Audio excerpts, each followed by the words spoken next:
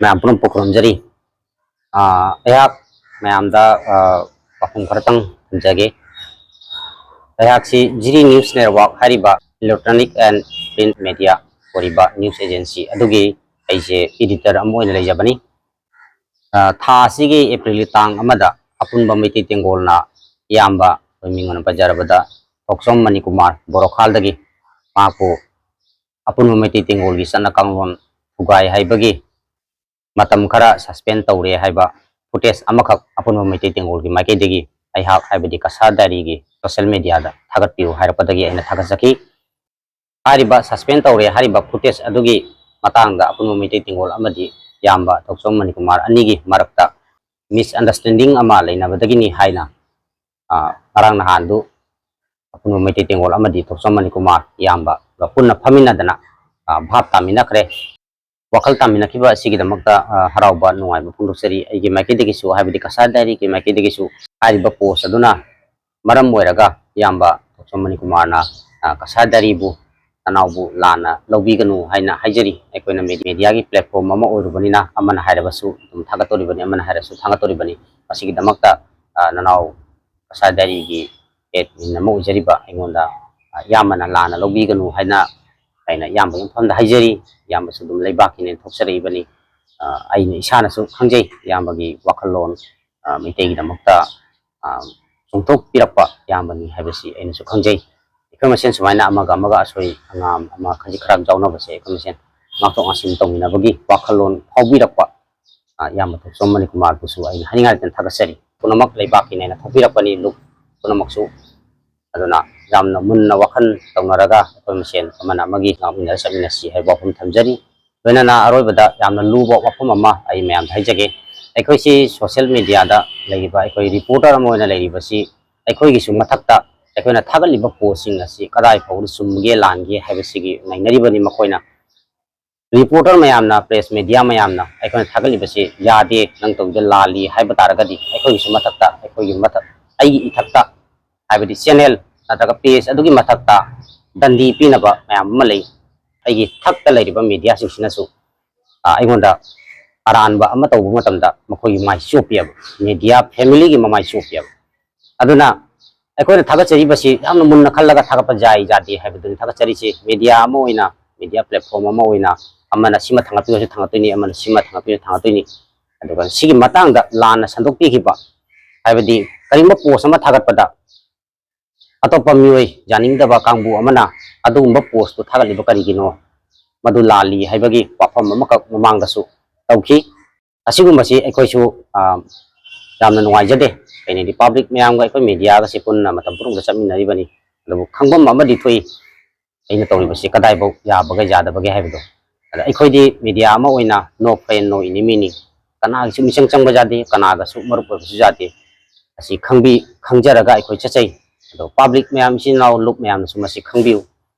अमागी video थांगतपिउ हाइसु थांगतोइमी अमाना प्रेस मिफम फम याइदना थांगपिउ हाइसु थांगतोइमी मदु मकनादा हुनबा कनादा ngang मदु अखोइदी इथौनते हाइजरिबा अइगोन सुमाइना कसा डायरी की मरालनी सुंग थागतली खोकली असुम मरांग खंगदंगी हाइबा लुक खरगी मियोय खराना अइगोना तमना फोन तौरपा खंगदे ओपन दा हाइरपा खंगदे संगनादना सिगुमसु यावरे अइ यामना पेनदे सिगुमसि मतुंगदा सिगुमसु तौबिगनो मीडिया प्लेटफॉर्म हाइबसि अमगिसु थांगतोइमी all Assam Manipuri women Meira Paibi coordination committee की मतंगदा ngang kaya kaya थागतके अदु थागली हाइदना all Assam Manipuri women Meira Paibi coordination committee ना अइगी मथक्ता केस तौरप तारगरि कमदौबो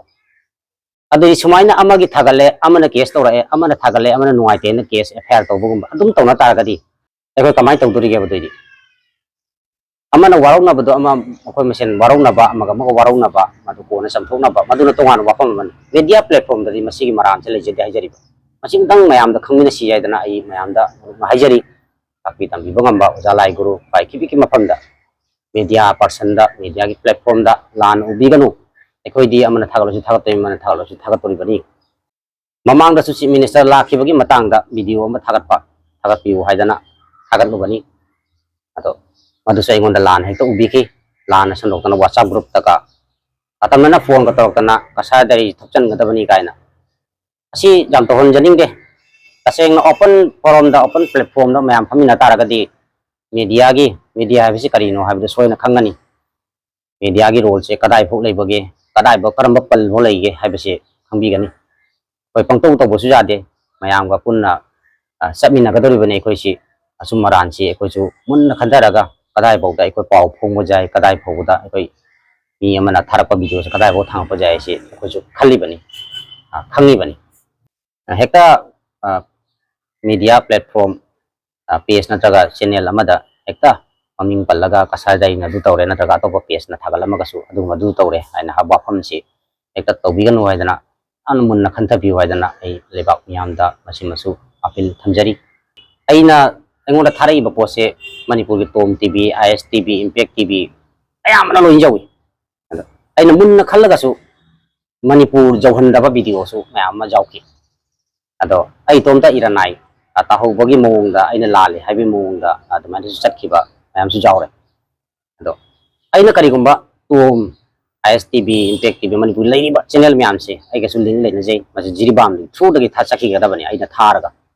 आदा फोंगिबा पाउसे अयामना कसादगी चटपसिंगसे 60-70% अइना कवरेज तौई अदो हाइरिबा मयामना वारौरिबा वीडियो अमका थागले वारौरिबदो अइना करिगुंबा मणिपुर की चैनल न्यूज़ चैनल पुरमु जवाब तारगदी न्यूज़ चैनल मयाम अदो एफआईआर नत्रगा मखोइदा नुवाइतबा फावी हाइबा वाफम से पनगद्रसिने एंगोंदा पल्लिबा नांगबिरइबा चैबिरइबा दुमाइना टॉम टीवी नोइना तौबिरिदो कइनो आईएस टीवी नोइना तौबिरिदो कइनो काइना ngam ngamgadrasini aina haijaningisi aina video ro tharam taragadi aje kita khanda biu media haibase kanagi misang changba jade yam samjal lage yamna samjan jage no friend no enemy media haibase kanagi misang changba nate masi kitang bhap taminasi hai wafam si ai lebak miyam lup mayam lanai mi punumakta ai kono na wafam se thamjari ai punna chamina dori bani अखोई कना मिसंग चंग लेते कना मरुप जादे कना जेक्नबू जादे थागल मोगी मिसंग चंगी है खनबू खनबीगनु मियों मैम वांग थाकी लो थागलीदी अखोई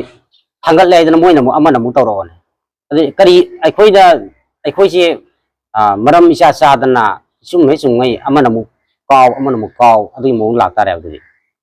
अखोई मथक मीडिया सिंह लालम तारगदी अखोजु आउट तौदोने नंग मीडिया दा लेबा मतिक चाद्रे असिगुमसु मयाम लेब अखोचे यामना चमनगिदनको अइसे यामना चमनगिदना यामना उसित्तबा अदुगुंबा सु तौबु मयाम थेंगजरे असे तौबिगनो हाइजनिंगे मीडिया की फैमिली अमा लेजै यामना पाक चावना फैमिली अमा लेजै हाइबसे अइ मयाम थमजरी अइ वाफम से अखोई यामबा थोक्सोमनि कुमार दा अइ अतमना हाइजबा नते मागी वाफम दे ममांग दा लोसिजा है मखा तारपदा ममांग थेंगजखिबा कयादुनि अइना तप पाउगमजरिबस मसी हाइजरगा इ लोसिजरगे मयाम नुसी चानन हिमिनसी वाफम से भाप ताना इंगना तिना मयाम नुसी चानन हिमिनसी भाप तामिनसी वाखल मुन्ना तिन जोथरगा करिगुंबा मंगांद्रिंगिदा मसीगा हाना नैनबि खंजिनबिउ हाइबा वाफम से इकोनोमि किमफोन थमजरी अइना हारिबसिदा वाहि वता अकनबा अवांग अनेम सोइखिबा लानखिबा जावरसु गापिउ पुनमक्से नुसी चानन हिमिनसी भाप तामिनसी वाफम से थमनिंगबदगी अइना वीडियो से सेमजबनी पुनमपु गना खुरमजरी।